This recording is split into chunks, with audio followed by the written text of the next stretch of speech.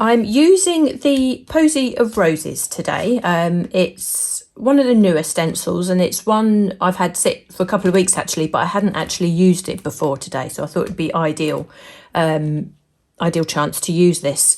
It's an A6 stencil, or set of stencils. We've got 6 stencils in this, and it does of course have its coordinating embossing folder, which comes with a die, but I'm just using the stencils today. Everything I'm doing can be embossed should you want, but I quite like just the stencil version of these designs. And what I thought I'd do is focus just on a couple of A6 cards today. What I thought I'd do, I'll stencil this card, and I'll show you how I create the border around there also, and hopefully if I get time I'll just show you how this card is put together, again using both the same stencil, completely different looks.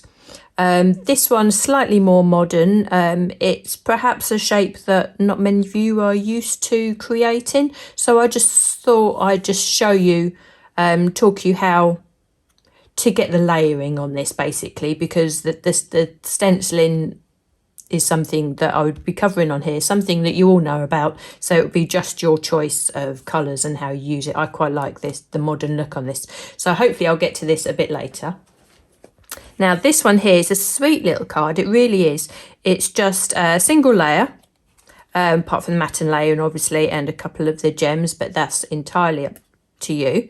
I've used obviously the Posy of Roses, the stencils, the sentiment dies, these ones here, because I thought the scripts worked so well on this, but you can choose anything that you have in your stash. But also the other key product that I used were these art stencils, the double aperture stencils, the double aperture rectangles. They are a set of 2 stencils. Well, I say 2, let me show you. They come on 2 sheets like so, and you get a full set of rectangle apertures cut within, so you can see how this is. I actually hold them in with a bit of washi tape so that way I don't lose them, but you can see you get the whole rectangle cut into its incremental layers and rectangles.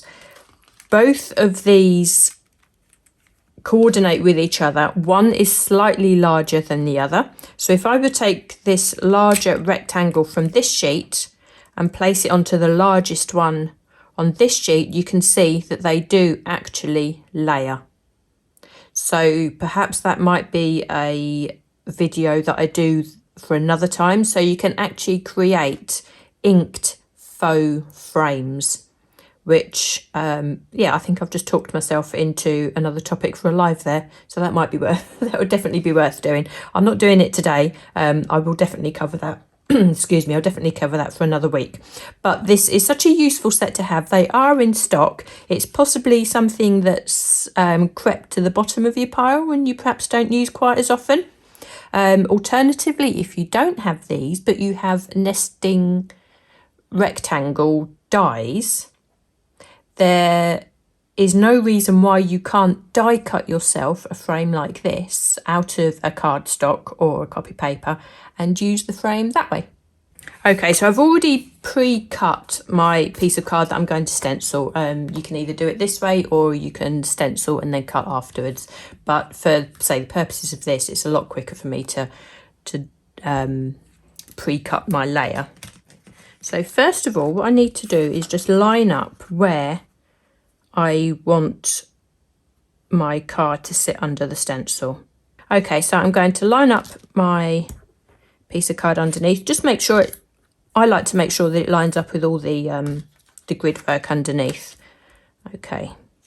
Now, before I actually start with the stencils, I'm going to place my rectangle over the top. I'm going to use this stencil, this particular frame. You can use any one, any of the sizes, but I think this one works really well. And this is actually going to act as a mask. So I'm going to attach that there, and it's just having done this before and prepped it before, I know that this part of the cardstock won't be stenciled on with the flower, so I know that I can anchor that there, and that is going to act as a mask for me and essentially give me that frame there. So all we do now, we act as if that rectangle isn't there, and we just go on and we just start stenciling as we normally do. Okay, so we're going to start off with the foliage. So I've stenciled my leaves, and you can see that the frame is sitting there and masking, but you don't need to worry about it. You just forget that that is there. So this is the second layer for the foliage. Now obviously some of the ink that you'll be putting down will be going onto that rectangle aperture underneath, but that's no worry. It will give us a nice effect once we take that away. And this is such an effective sort of single layer card, which is ideal to post, so easy to post. And if done in different colours, looks amazing. And it's actually worth thinking about doing this using this technique with your larger stencils. I'm using a smaller stencil to fit because I'm doing the A6 card, but you can use any of your larger stencils, even if they overhang the piece of card, the A6 card. I think that would be a really nice effect. That way you can actually sort of pick areas of the stencil out that you want to feature on your card. And it also means that you can create a couple of different cards with one of the larger stencils, and they will all look different if you use different areas of the stencil. So I think that would be a really nice technique for you to do as well. So everything that we make usually can always be configured to a different shaped card, and it always gives such a different result. So now I'm adding the base colour for my flowers. Now here, for example, this flower is going to hang off the edge of the card there, but I actually like that. I think that gives a super effect. Oh, I've put a bit too much pink on there. That's okay.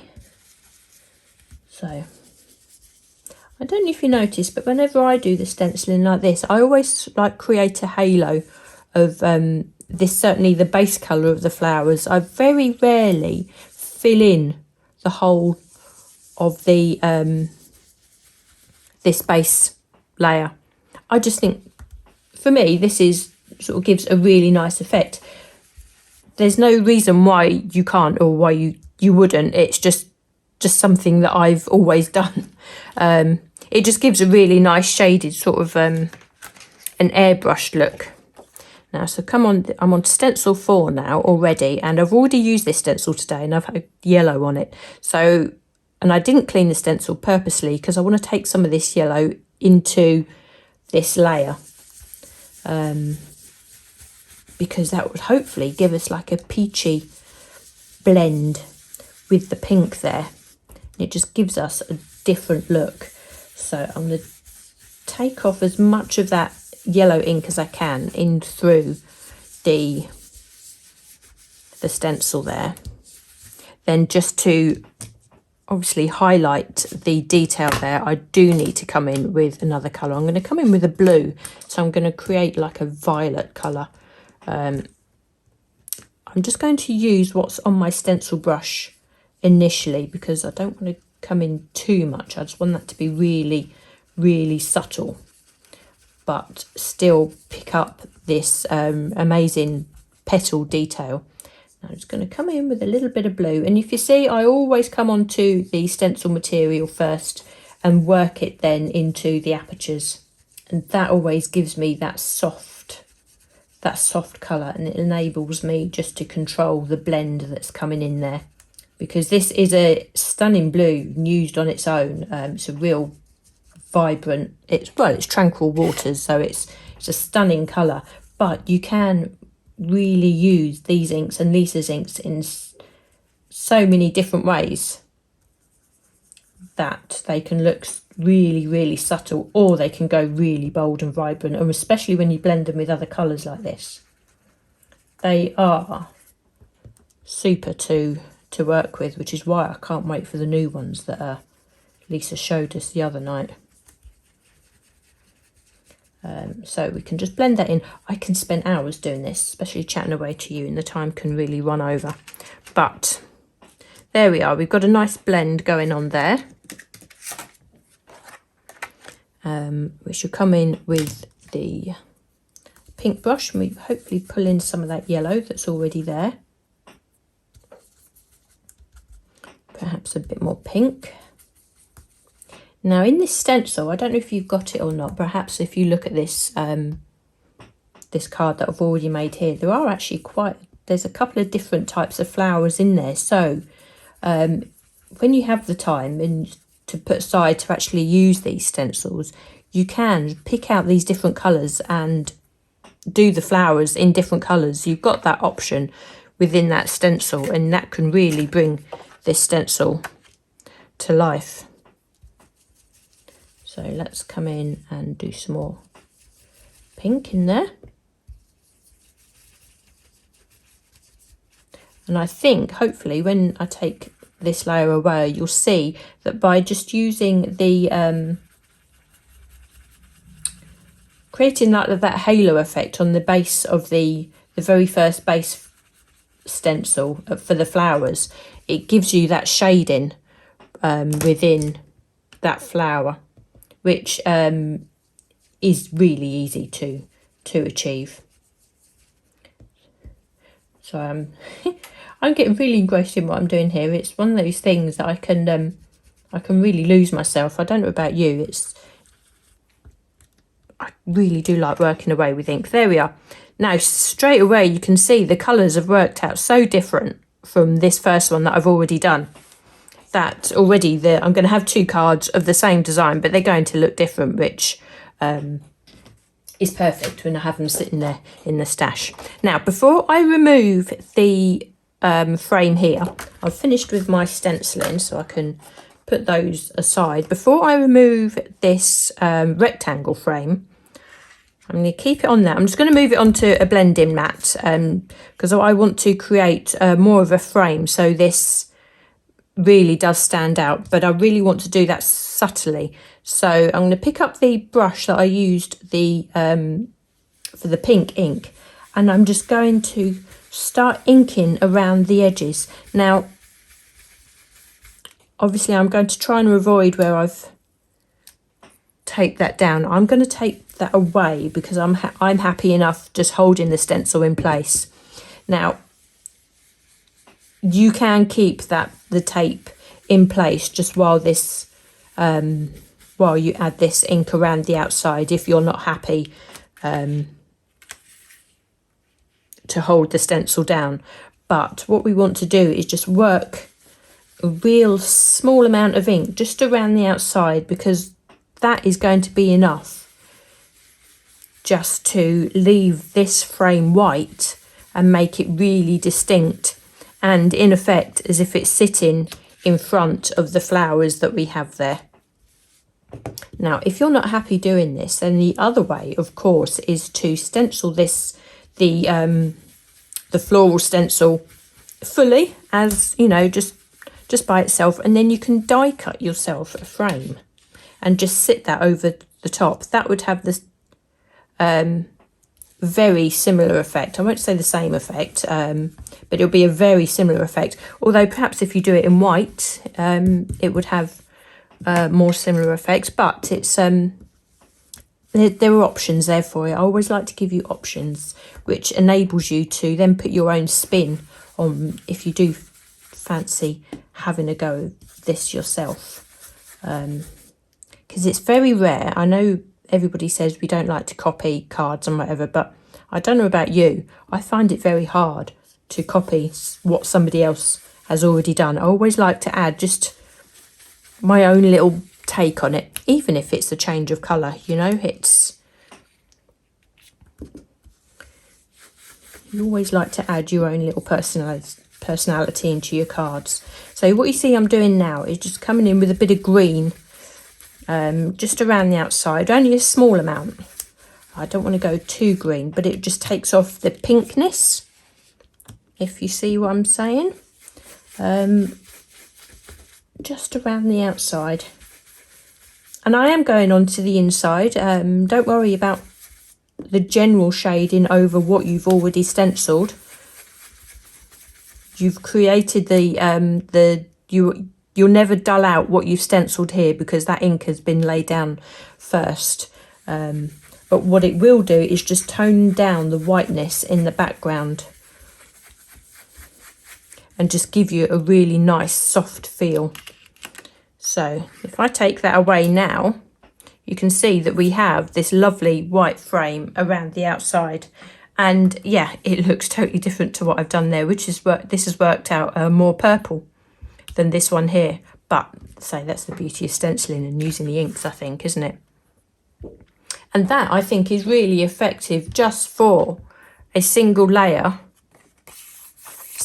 card, and it is really quick. You can make a lot of these. You can put them straight onto an A6 card and away you go. It would be ideal perhaps for invites or a quick thank you card, which is how I've stamped this one up here. Yeah, I just think that's just a really nice effect. And imagine if you used a larger stencil, you'd have a lot more detailing around the outside here. Even if you use this technique on a larger card, on a 5x7 card, I think it'd look lovely. But say equally, if you didn't have the stencils and you just wanted to die cut yourself a piece, imagine this was a different colour, you could attach that with 3D foam over the top, and that will give you a whole different look. So just to finish this off, it really doesn't take too much at all. I say I'm using these stamps here because I really liked the script, and there is a lovely choice on here, of sentiments. You can use anything really. Get well wishes, that make a lovely get well card, I think, don't you? So let me put on, I might put birthday wishes on this one. I've used thank you on this one here, and this will sit really nicely. Actually, I might put that up the side there because the birthday wishes is actually too long to fit on the smallest edge there. So I'm going to put that up the side this time. Why not? Let's make it different. So I'm just going to ink this. I'm using a stamping block, but of course you can use your platform here. And I'm just going to stamp that up the side.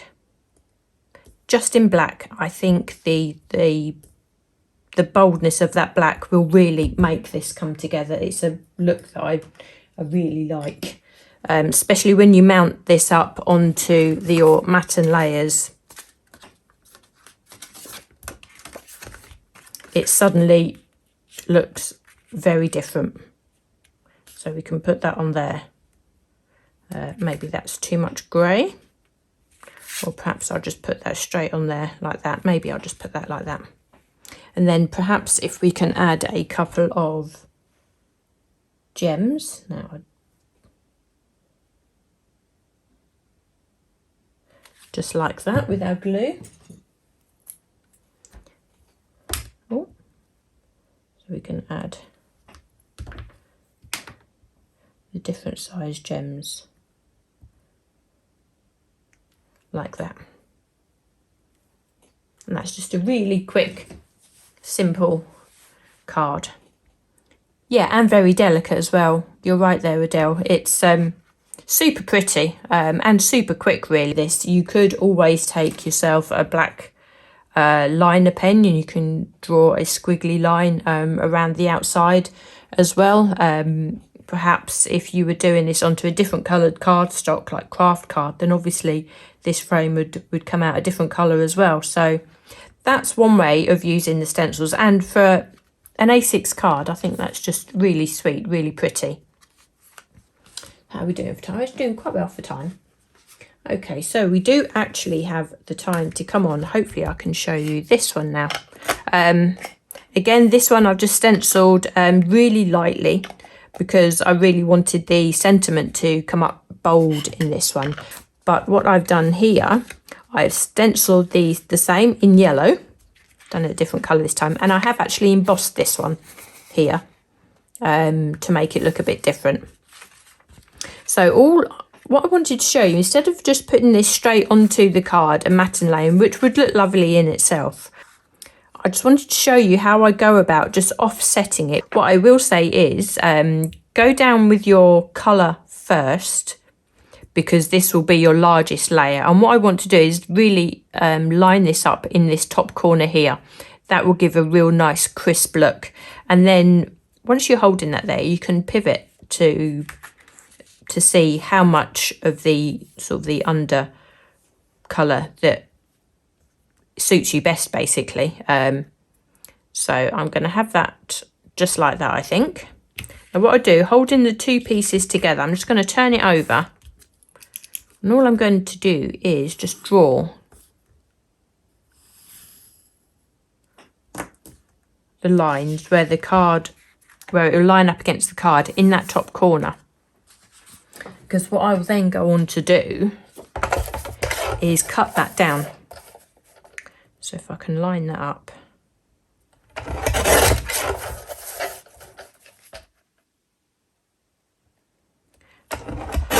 Like so. Move that out of the way. Now this does look like a scary layer like that. But don't worry, always leave yourself a right angle as well, because that will always give you your reference point. And then you don't need to worry about lining up your angles again. So if you always leave yourself a right angle and know which corner of the card that's going to sit into, you can't go wrong. Now what we can do is come on to our stenciled image, and we can line that up like so. We want to make sure that the top corner lines up with the top edge of the card. So I'm just going to line that up like that. And this is all by eye, and I'm just making sure that the layer here matches the layer here. And again, I'm going to turn that over. And nothing more technical than just drawing that line again and creating that right angle.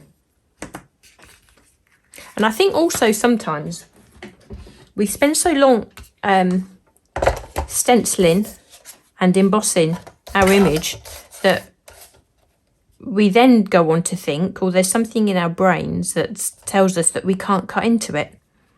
But I think once you embrace that and think, well, why can't I cut into it?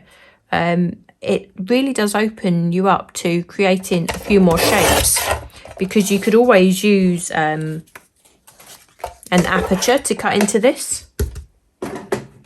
You don't always have to keep that whole image, and it's this whole thing of making sure that some of the design goes off the page, and that's what creates that sort of edgy look. If you see the way that's sat there. Let me actually glue that down, because it will move. It's just a different look, isn't it? It's just giving you another idea, just another way to put your pieces of card together. And again, actually, another thought is that making these smaller C6 cards, it can actually be a good way of using up some of your smaller scraps, particularly if you make more larger cards. It is a good way to use up those smaller pieces. So I've done that, and what I can now put my sentiment on. I've already stamped my sentiment. Again, it comes from the same set. I've stamped the 2U, and this actually comes with a die, so you can see here it's got its own matte and layer. So I've die cut the 2U out and die cut a matte and layer for it as well. Before I stick this down, I am going to colour tint this so it really stands out and colour coordinates with the background. So bring my blending mat back in again, and I shall get myself a brush and my yellow ink.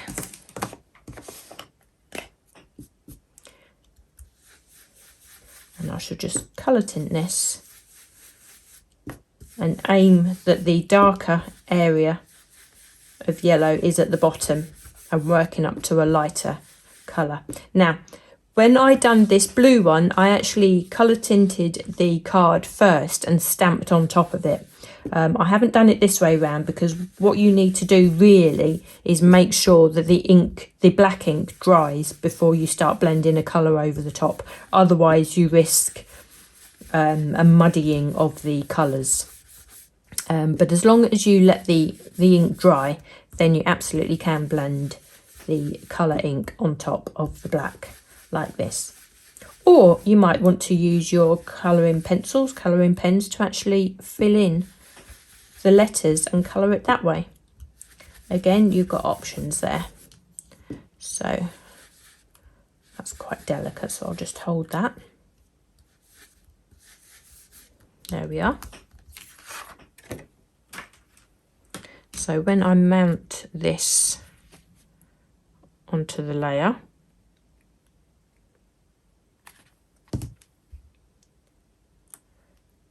like so,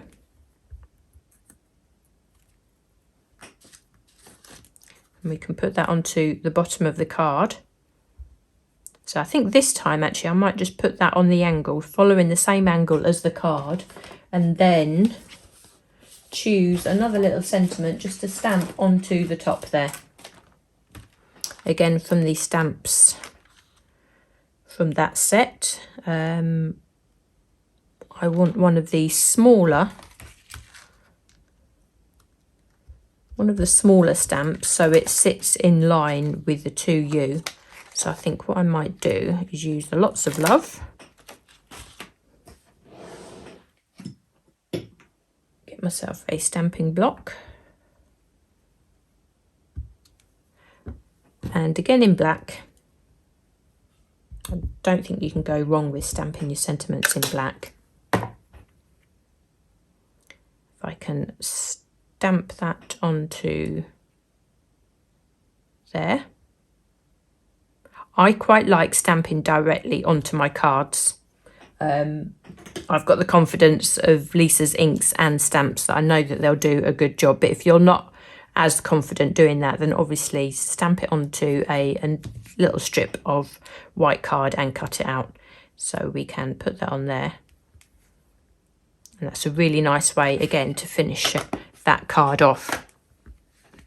And again, just by placing the sentiments in a slightly different way, it makes it look very different to this card here.